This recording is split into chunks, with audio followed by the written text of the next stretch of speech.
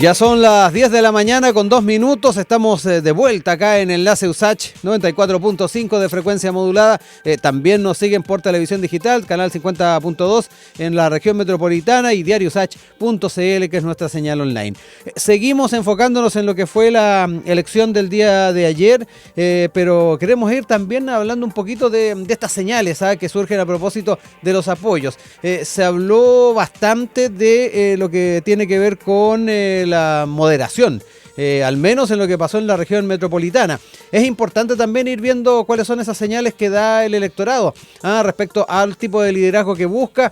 También si vemos desde la perspectiva estrictamente regional, y lo estuvimos comentando en el panel, sin ir más lejos, está también la valoración de los liderazgos locales, quienes tuvieron una buena gestión y que fueron premiados de alguna manera con aquello. Pero quiero entrar también un poquito en eso, lo que revela al menos estos resultados de lo que está pasando por la mente de las personas, con miras a lo que va a ser la parlamentaria y la presidencial que se viene el próximo año. Son algunos de los temas que vamos a empezar a comentar ahora junto a Mario Sobarzo, doctor en Filosofía Moral y Política, académico además del Departamento de Filosofía de nuestra universidad, que ya está acá con nosotros para entrar en estas temáticas. ¿Cómo estás, Mario? Muy buenos días, gracias por acompañarnos en este post-elecciones. Muchas gracias, Rodrigo, por la invitación. Saludos a todas y todos en esta semana, ¿no?, que está finalizando casi el mes de noviembre. Oye, quedémonos con este tema de la moderación. Lo comentó en sus declaraciones luego de los resultados Claudio Rego. Particularmente en Santiago tal vez adquiere un mayor perfil aquello, tomando en cuenta quién tenía al frente, que era Francisco Rego, más conocido por sus participaciones en televisión. Algunos particularmente son críticos de esa presentación un poco más, de repente, incluso, por decirlo de alguna manera, con cierta violencia verbal de repente, en fin. ¿Cómo ves tú particularmente esa señal y particularmente de qué habla este resultado cuando se habla de que hay moderación? ¿Es realmente moderado el electorado de la región metropolitana, el electorado nacional? ¿Cómo lo ves tú?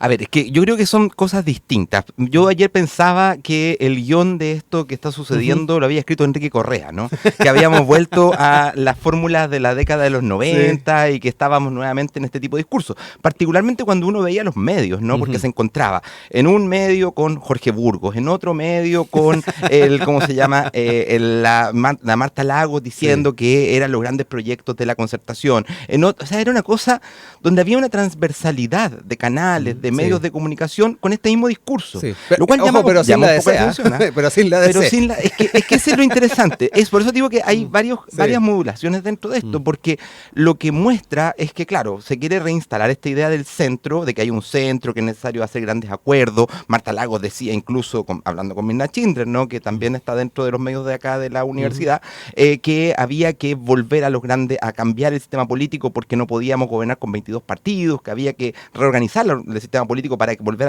a los grandes acuerdos y a las grandes tendencias de largo plazo, y que eso solo es posible cuando es que hay partidos que estén más agrupados, no más unidos. Entonces yo escuchaba todo esto y decía, a ver, espérate un poco, hay algo aquí que no me calza, hay algo que no está funcionando bien. ¿Por qué? Porque nada de lo que ocurrió ayer nos da cuenta de esa lectura que están haciendo los políticos, que está haciendo el sistema político. Yo creo que hay una pauta que viene de antes, que la han instalado y que ellos están repitiendo. Pero no creo que lo que ocurrió ayer dé cuenta de eso. Primero, porque no podemos sacar conclusión de que, en conclusión, de que Francisco Rego perdió, entonces perdió este tipo de discurso o este tipo de acción más política agresivo. más agresivo. Porque en realidad Francisco Rego lo que lo hacía que él perdiera en realidad no era el tema de su forma de discurso, sino que un tipo con poco fundamento, con poca preparación, con una escasa capacidad de construir y articular un discurso más allá de la invectiva. Pero si tú tuvieras a un tipo como Milei, que tiene un discurso, un fundamento más allá de que a uno le guste o no le guste, o como Trump, que tiene unas banderas muy claras de defensa de posiciones conservadoras, no es lo mismo que hablar de alguien que solamente tira pachotadas, no es lo mismo, no nos igualemos.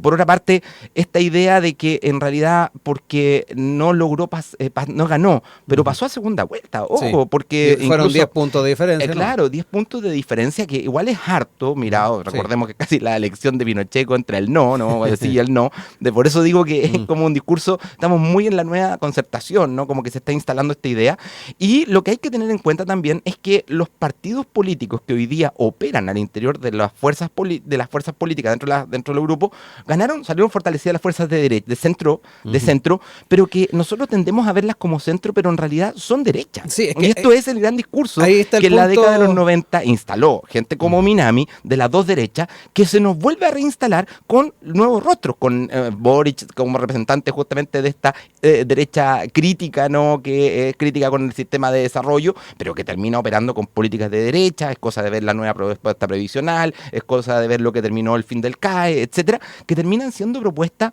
muy de la concertación. O sea, lo que tenemos nosotros hoy día es el viejo enfrentamiento entre la concertación y la derecha tradicional. Eso es lo que hoy día tenemos a 30 y tantos años de que haya terminado la dictadura. Sí, quería entrar también en el tema del centro, porque además, y lo mencionábamos en esta primera parte, la democracia cristiana que perdió nombres en las gobernaciones a quienes ya tenían o ganaron la reelección, un Claudio Rego que tiene un pasado de C, pero que surgió en esta oportunidad como un candidato independiente apoyado por sectores del oficialismo, y en contrapartida sectores que se califican de centro, como pueden ser demócratas, que pueden ser amarillos, que en varias oportunidades se han inclinado por sectores de centro derecha. Ahí viene también la gran reconfiguración de lo que es este centro, y donde también hay que poner un poquito de atención, creo yo, Mario.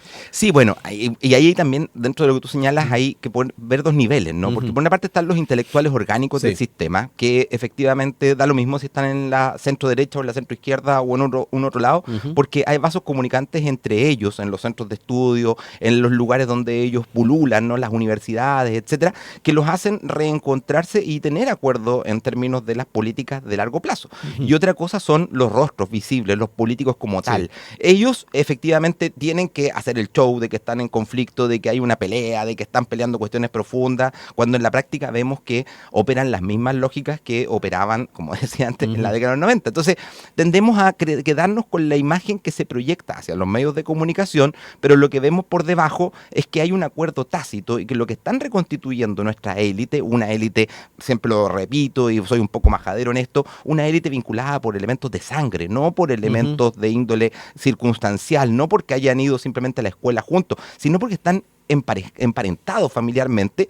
Esa élite lo que está haciendo es reconstituir ese discurso que el 18 de octubre del 2019 les desconstituyó, les quebró, se les rompió, y lo hacen justamente exacerbando los discursos de que esto es la violencia, hay que rechazar la violencia, hay que rechazar los extremos, hay que rechazar todo lo que suene a una cuestión rupturista, y hay que ir por el camino de los largos plazos, y hay que construir a partir de lo que tenemos, etcétera. Sin embargo, el problema está en que estructuralmente ese discurso no se sostiene, porque tenemos crecimiento cero, porque tenemos un país estancado, porque tenemos un país donde la no somos el jaguar. No somos ya el jaguar. Entonces, es un discurso que es extemporáneo, del cual la élite está muy contenta, está feliz. O sea, yo hoy día veo a la élite político-intelectual, a la élite religiosa, a la élite cultural, están abrazándose unos a otros porque sienten de que el pacto se recompuso, sienten de que volvieron a poder reencontrarse en el café literario, que pueden volver a encontrarse en el drugstore y volver a hacer vínculos, ¿no? A hacer amistad, porque el 18 de octubre los había enemistado, los había hecho romper esos acuerdos, y resulta que hoy día se les reconstituyeron, se les volvió a instalar eso. Entonces es fácil, desde ese punto de vista, esta gente que se educó en la misma universidad, los mismos liceos, los mismos colegios, digo liceo entre comillas, porque es cierto que más bien fue en colegios particulares, emblemático en el mejor de los casos, o algún particular subvencionado por ahí que se arranca, pero esa gente se siente hoy día feliz, se siente reconfortada, porque sienten de que en algún punto lograron alejar este peligro. Pero cuidado, porque como tú dices, algo que ahí no se ha puesto en cuenta, y es que, primero, las elecciones de este tipo son bastante complejas de interpretar porque son en dos vueltas. En la primera vuelta hay, además, lógicas diferenciadas. El alcalde, los concejales, se elige simplemente por mayoría simple. En cambio, en el caso de los gobernadores, hay que tener un 40% como mínimo para poder ganar y un 50% para poder ganar la segunda vuelta. Se elige con la lógica más presidencial. Esto nos da cuenta, primero, de que hay un espacio abierto para que posiciones rupturistas que quieran llegar a a papeleta como candidatos presidenciales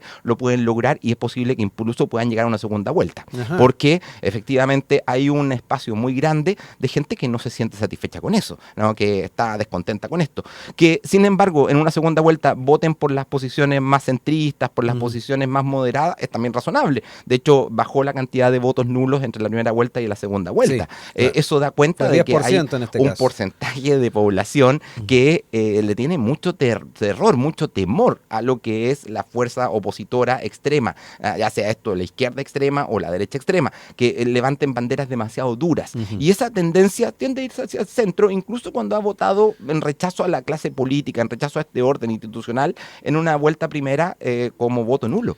Entonces, aquí hay un fenómeno que hay que tener ojo, porque efectivamente se reposicionan los pactos políticos, se reposiciona esta cuestión del orden. Es posible que hoy día le estén tirando líneas a los políticos más disidentes dentro de las fuerzas políticas, porque viene un reorden del sistema político como tal. De hecho, esto fue un acuerdo transversal ayer, tenemos que organizar para que efectivamente no se la unidad, se habló mucho de unidad. La unidad, pero además el poner cortapisas a los que se salen del sistema, ¿no? Aquel que vota por su cuenta, aquel que no apoya lo que es el acuerdo de partido, a estos bomberos locos, sacarlos, ¿no? De la política, porque son peligrosos, porque Mario, hay una cuestión que son conflictivas. ¿Esto pavimenta el tema de la reforma del sistema político, por ejemplo? Sin porque duda. se ha hablado harto, no Sin se duda. ha podido poner de acuerdo en un proyecto. Me acuerdo que en su momento uno de los parlamentarios, no me recuerdo en estos momentos, trató de poner en tabla una de estas propuestas, pero finalmente no, parecía que no había agua en la piscina.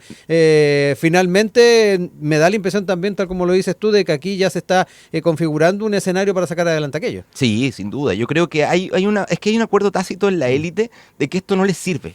Esto está así como está.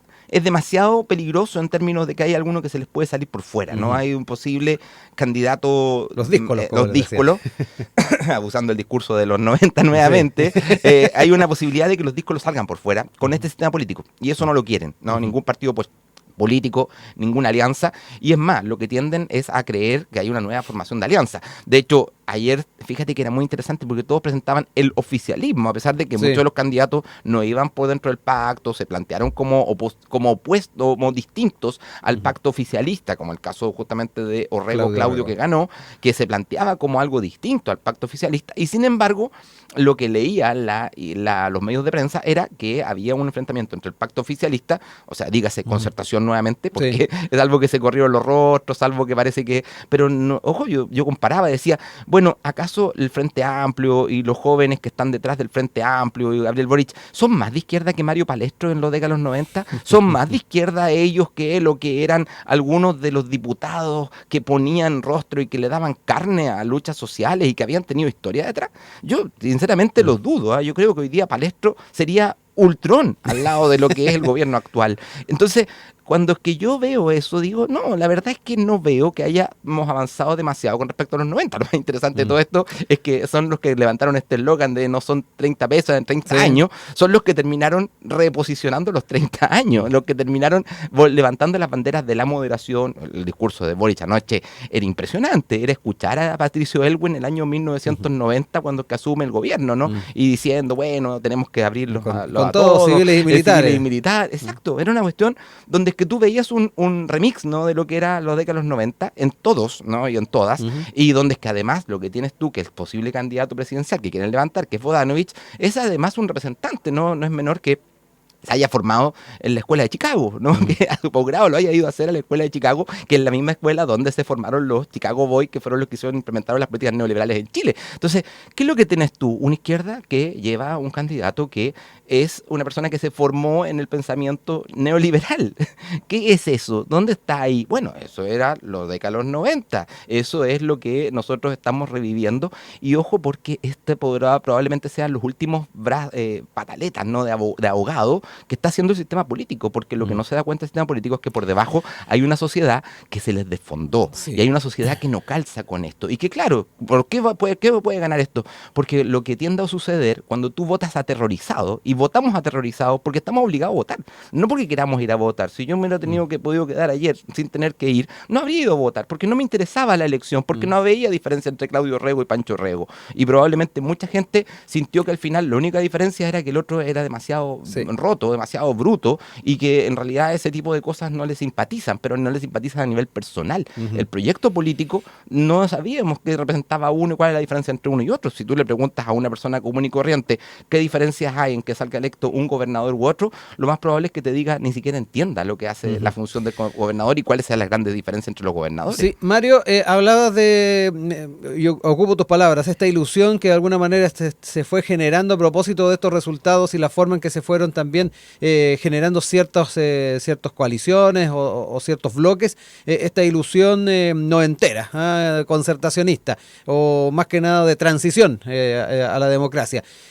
¿Hasta dónde dura esa ilusión desde tu perspectiva? Porque tú ahí planteabas estos sentimientos y estas demandas que están subyacentes, que todavía no han sido colmadas, independiente de que hemos tenido alzas en diferentes servicios, se viene el próximo año el alza también en el agua, en fin. Uno piensa hace 4 años atrás, 3 años atrás, 5 años atrás mejor dicho, y el escenario era distinto. Pero ¿dónde está también el límite para esta ilusión de la que estás hablando tú? Mira, yo creo que el límite está en los hechos prácticos, como tú señalas. Hay un problema con la gente que se sigue jubilando, que lo vive y que todos los días se están jubilando miles de personas y que están teniendo que recibir pensiones que no les alcanzan para vivir. Ese es un límite práctico. Además, en una sociedad que se está envejeciendo, además en una sociedad que nacen cada vez menos niños y donde es que lo que tenemos es una situación, además de una crisis educativa gigantesca, porque por mucho que queramos tapar el sol con un dedo, la realidad es que el sistema educativo se sigue elitizando y sigue habiendo cada vez más brecha, y así podemos seguir en el tema educativo, en el tema de salud, etcétera. Esa realidad material por debajo no se ha cambiado y no tiene forma de cambiarse porque es una lógica estructural. Y esa lógica estructural no hay ninguna fuerza política que esté en condiciones de cambiarla, ni hay ninguna fuerza política que siquiera hoy día esté levantando banderas para levantarla, porque incluso las fuerzas políticas que hablaban del no más AFP, hoy día nos están proponiendo que lo que tenemos que asumir es un bloque, una cierta cantidad de dinero de nuestras pensiones que vaya a un fondo social para poder subsidiar a las AFP que tenemos, que asumiendo que el sistema es malo. O sea, no hay hoy día voluntad de cambio en ninguna fuerza política, pero desgraciadamente los problemas materiales siguen existiendo. Entonces, cuando tú ves eso, lo que tú te enfrentas es a lo que yo vengo señalando desde hace bastante tiempo, que es una crisis moral de la élite. ¿Qué significa una crisis moral? No quiero decir con esto este concepto medio católico de que en realidad de la moral cristiana. No. Quiere decir de que no hay una capacidad de dirección de parte de la élite para el resto de la sociedad. Es una élite que está desvinculada del resto de la sociedad y que no logra dirigir lo que son los intereses sociales, que solamente ve desde su propia realidad y se siente satisfecha con su propia realidad. O sea, ayer quedaron todos felices porque no ven que en realidad había una falta de interés de la gente en esto. De hecho, si uno ve lo que es la celebración de Claudio Rego, era triste, habían 4 pelagatos y los que estaban eran los incumbentes, solamente llegaron a celebrar con él. Eso no es una fórmula donde uno diga ganó la democracia. O sea, cuando uno ve que ganó la democracia, haces un evento en plena Plaza Italia o en algún lugar donde... ¿Qué pasa con Valpo desde tu perspectiva, Mario? ¿Hay algún matiz ahí? Valparaíso es muy distinto, ¿no? Valparaíso, alguna vez se lo escuché a una compañera del espacio Santa Clara decir, primero en Valparaíso somos todos pobres, por lo tanto nos conocemos, ¿no? Tenemos una realidad donde es que no hay aquí, como en Santiago, un barrio alto, ni mucho menos. Lo que ha llegado como barrio alto son gente que viene de afuera. Y lo mismo sucede con ciudades como Quilpué o como otros lugares que son directamente ciudades dormitorio para gente que va a trabajar. O sea, donde es que el grado de precarización que tenemos nosotros en la región metropolitana es aumentado y además mucho más segmentado que lo que es Santiago. Y eso ha significado de que el Frente Amplio haya sido capaz de mantener no solamente las 2 alcaldías principales, sino también la gobernación. Sí, de un liderazgo que viene de Modatima, exactamente. Pero que es interesante porque el mismo Monsalve, el mismo, ¿cómo se llama? Mondaca, se ha ido morigerando en sus posturas, ¿no? Con respecto a lo que era su época en Modatima. Y lo ha tenido que hacer justamente para poder mantenerse dentro del Frente Amplio. Recordemos que en un momento incluso el Frente Amplio estuvo a punto de expulsarlo y decir que no iba a votar por él, por haber posicionado el tema de que la postura de la posición, la pena de muerte pudiera volver a aparecer. Y que él lo propuso y le dijeron que eso es una postura que estaba en contra de los valores, etcétera. En esta cosa muy woke, ¿no? Que tiene el Frente Amplio y que todo aquello que no le gusta, lo que inmediatamente lo censuran. Y bueno, vemos lo que ocurrió finalmente con Monsalve, que tenían el muerto en la casa y estaba ahí pudriéndose y estaba descomponiéndose y ellos mismos no se daban cuenta. Y bueno, vamos a ver que estas próximas semanas el gobierno va, mientras cuando pase lo de la elección, va a tener que volver a retomar lo que ha significado lo que hizo con respecto a Monsalve, que el presidente autorizó a que él pudiera seguir participando dentro del gobierno, a pesar de que sabía de que había cometido un delito o un posible delito. Se está pidiendo un mea culpa desde la semana pasada, explícito. Y claramente no lo pueden hacer. Ahora quizás lo pueden hacer asumiéndolo y anclándolo a reformas políticas y a reformas de otro tipo para evitar que el país se vaya hacia los extremos, y vamos a salir con este discurso, ¿no? Va a haber una cuestión reinstalada de que hay que recomponer el pacto oligárquico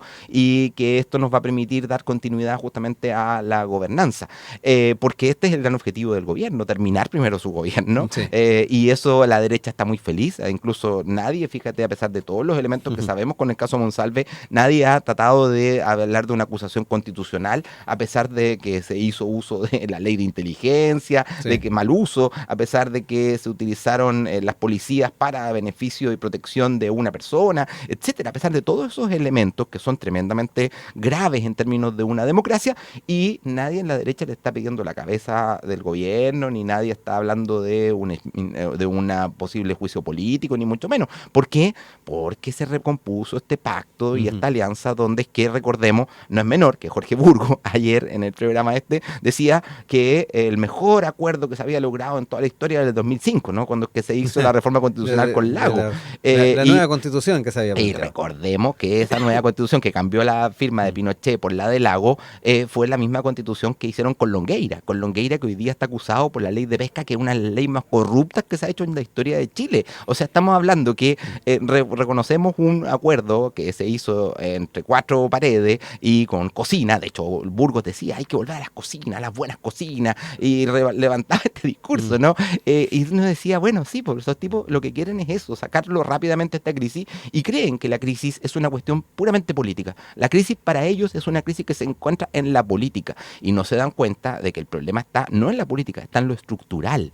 Hay un problema que la política no puede resolver, porque para resolverlo necesitaría hacerle la cama o hacer la contra de sus propios financistas, porque los financistas de estos políticos son las AFP, son las ISAPRE, son los grandes consorcios económicos, etcétera. Entonces no pueden ir contrapelo de ellos, porque son los que los financian y ellos son los que los sostienen en el poder. Entonces es imposible que la política pueda cambiar esto, y ese es su alejamiento justamente con la sociedad, y va a seguir, ¿no? Va a seguir aumentando, y no nos vamos a dar ni cuenta cuando estemos en otro posible estallido social que puede ocurrir. Recordemos que hoy día en los países como Europa, como Francia, los estallidos sociales son cada vez más recurrentes, justamente por este alejamiento de la política de lo que es las necesidades sociales materiales. Sí, yo quería recordarles que estamos con Mario Sobarzo, doctor en Filosofía Moral y Política, académico de nuestra universidad, haciendo estas lecturas de lo que son estos resultados de segunda vuelta, y también proyectándolo a lo que se viene el próximo año.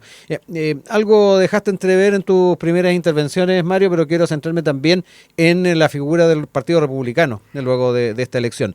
No tuvieron el resultado esperado, no lograron elegir a gobernadores en este caso, pero en este escenario, además de noventización de los que tú estás hablando, ¿cómo queda también perfilado el Partido Republicano? Recordemos que luego de lo que fue la elección de la segunda, en este caso la Comisión Constitucional, tuvieron un liderazgo importante, una gran cantidad de representantes, mayoría sin ir más lejos.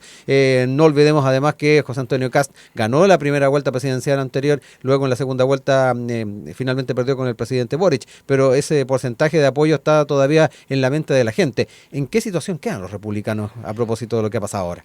El Partido Republicano, esto es algo interesante, y ahí habría que citar a Gabriel Salazar, ¿no? Sobre las viejas historias de la derecha.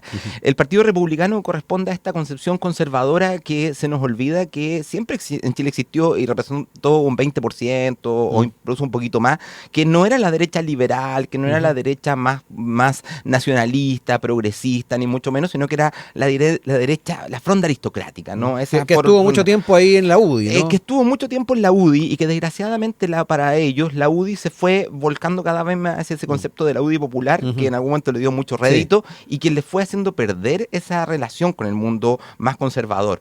Y no es casual que el mundo conservador se reconstituya a partir de la Universidad Católica, lugar donde es que la derecha siempre ha tenido su gran núcleo formador, movimiento gremial. El movimiento gremial, y que haya sido en el movimiento Solidaridad que le empieza a disputar la hegemonía política al interior de la propia Universidad Católica al movimiento gremial, y que el movimiento Solidaridad gana este año las elecciones en la FEUC.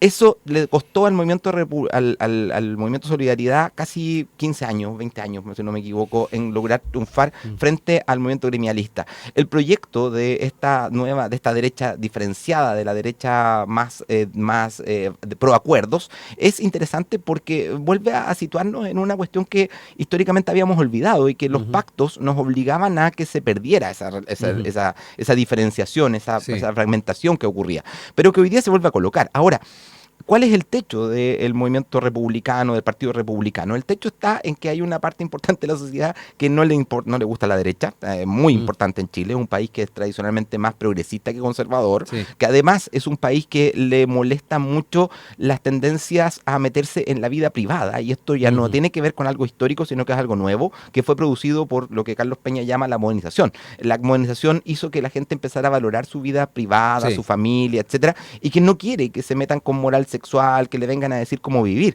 y cuya gran referencia está en el crecimiento del mundo evangélico, que ha alcanzado casi a la Iglesia Católica en cantidad de feligreses. ¿Eso por qué? Porque justamente se ha ido independizando de lo que es la moral social, de lo que es las fórmulas de una moral construida desde arriba, y cada vez hay un deseo de buscar un grado de seguridad en elementos que son cercanos, no en elementos que estén muy arriba, porque además hay una sensación de que ese mundo exterior, ese mundo superior, que era propio de la construcción de élites, hoy día no es representativo, y esto es a nivel de las juventudes, que ven que los líderes que les imponen desde arriba no son los propios, y por lo tanto los jóvenes se tienden a volcar hacia sus propias vínculos sociales más directos, o en el mundo, como digo, religioso, o en el mundo familiar, etcétera. Vemos que hay una disociación que el mundo republicano, que el Partido Republicano ha logrado ganar. Pero que ahí está su límite, porque claramente nunca va a ser más del 50%, salvo que al frente tenga a alguien que sea demasiado impresentable, demasiado duro, demasiado terrible, y que por lo tanto esta tendencia al centro, y esto ojo, porque siempre las segundas vueltas hay que recordar que benefician justamente a los centros, y que todas las fuerzas políticas que se tienden hacia el centro son las que tienden a ganar, por lo menos en Chile, y por lo menos en una etapa donde es que la gente tiende a valorar lo que tiene por sobre las posibilidades de construir algo distinto. En ese sentido, nuevamente hay que recordar que Jaime Guzmán dejó muy bien hecha esta Constitución, la dejó demasiado bien hecha, y por eso es que fracasaron los dos intentos de cambiarla. Jaime Guzmán fue tremendamente brillante en producir y darse cuenta de que habían tendencias en ambos posiciones políticas que tendían a juntarse, no a orillarse, sino a juntarse en el centro cuando es que habían crisis, porque habían intereses que defender. Y esos intereses, y esto es lo que Jaime Guzmán tenía muy claro, la política no se hace con personas sueltas, la política se hace con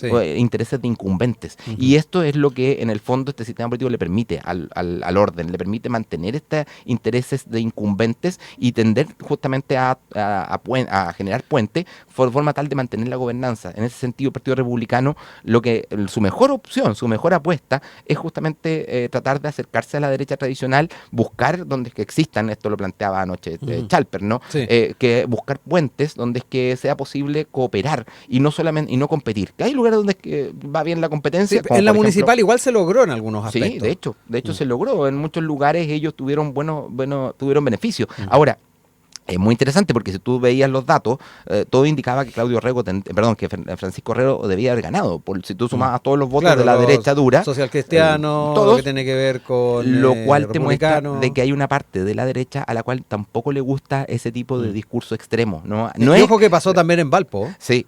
Sí, no, bueno, Que ahí también Hoffmann era se diluyó mucho de ese apoyo. pésima candidata también por parte de la derecha, que llevó con toda su historia, ¿no? Que hay algunas que incluso han sido publicadas en anuarios, ¿no? En semanarios, no voy a repetir la hora de noches en las que la investigación la pilló en cuestión, o sea, no vamos a repetir esas historias porque daba cuenta de que ya la elección era mala, pero así todo quisieron entrar a disputar con esto y bueno, fue el caso de una persona que no dio el ancho nomás y que se les volcó mucha gente a votar o nulo blanco o directamente votar por Mondaca, que ha hecho una gestión, como decía antes, muy centrista en sus fórmulas, ¿no? Ya no es ese Mondaca, salvo que cuando sale a hacer ciertos comentarios, pero cuando que llega el momento de aplicar políticas es nuevamente la política de los 90, la política del centro. Lo último, Mario, Evelyn Matei de alguna manera es reflejo de ese escenario noventero del que estás hablando tú, transicional. Muchos la están mirando como una opción para la moneda en las próximas elecciones presidenciales. ¿Cómo lo ves también en ese mismo escenario? Si es que se mantiene, obviamente, tal como lo has estado planteando tú. Mira, yo así como veo, Patricio Navia fue un salvavidas de plomo lo que dijo el Líbero la semana pasada, cuando es que dijo que esto era un plebiscito con respecto al gobierno. Fue una cosa... Lo han estado, fue tendencia ayer en redes. Lo deben haber troleado de una forma impresionante. Yo no tuve mucha conciencia porque no vi eso, pero me imagino que lo deben haber troleado mucho porque fue un fracaso lo que él propuso. Esta creencia de que estaba dado, ¿no?, para jugar un partido frente a en la selección contra un equipo de barrio. La verdad es que no fue así.